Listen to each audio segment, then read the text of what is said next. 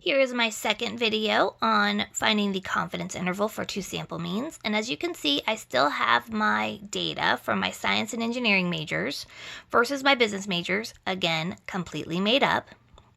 And so I have these two samples, and I want to know if these means are statistically different enough to be considered different. All right, so we're going to use StatCrunch and find a confidence interval. So log into StatCrunch. Okay, and you're going to go to Stats, and remember Chapter 9 is all about T-stats. Oh, darn it. I want two sample, and of course I want with summary. Okay, so as you can see, we have sample mean 1 and sample mean 2. So we want to make sure that we have our first group's data all together. So there's 3.6. There is 0.24. And we asked 30. My second group is 3.8. The standard deviation was 0.29.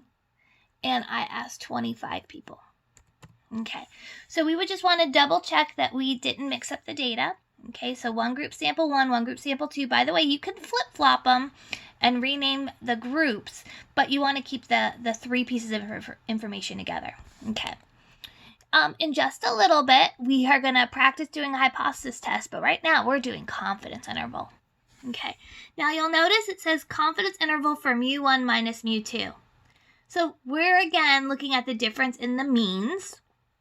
StatCrunch uses mu's, even though technically these are sample means of X bars, but that's okay, so don't panic, okay? Then I'm going to hit compute. There it is.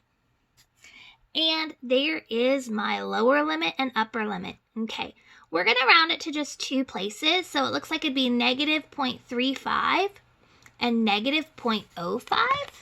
Okay, so negative 0.35 and negative 0.05.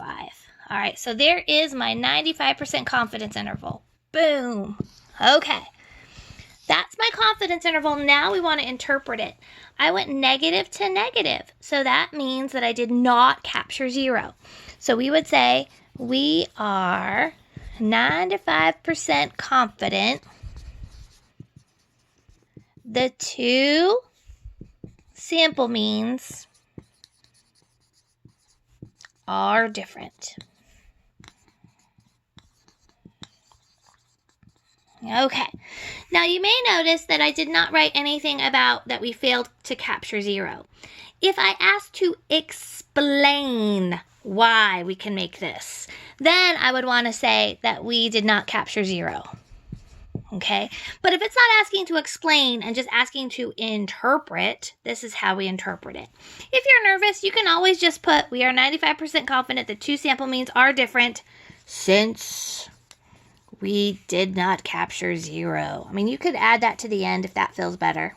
If you just want to check all the boxes, we could do that instead. All right, so there's our example from start to finish.